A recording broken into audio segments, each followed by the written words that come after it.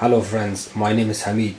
Today I'm here to work on this dryer. As you can see, it's made by Kenmore, and this customer's complaint is that it's making a lot of noise, thumping noise.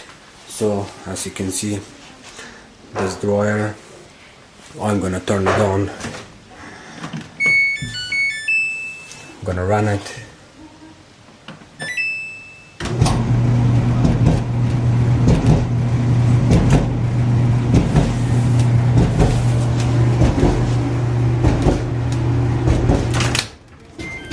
It's a funny noise, so if I press the button and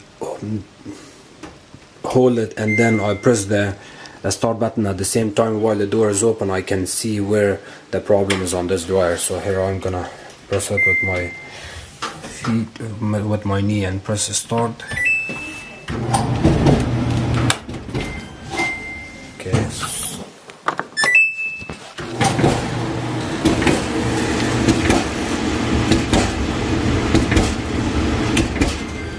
Okay, so when the dryer gets in that area, when it spins, I can see the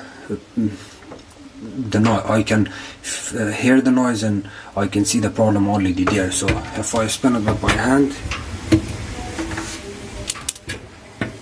did you hear a thumping noise? There's a crack on the drum actually.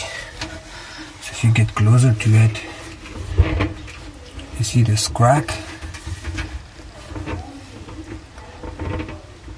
Here, this crack is on the drum, and we really need to replace this drum. And otherwise, if you're a really handy person, you can figure out to fix that area, the back of the drum, and then that will fix the problem. Otherwise, this dryer is not worth fixing. You got problem with this dryer. The drum is broken from the back. If you fix that, if you replace it with a new one, it's gonna cost you at least $250 up to $400.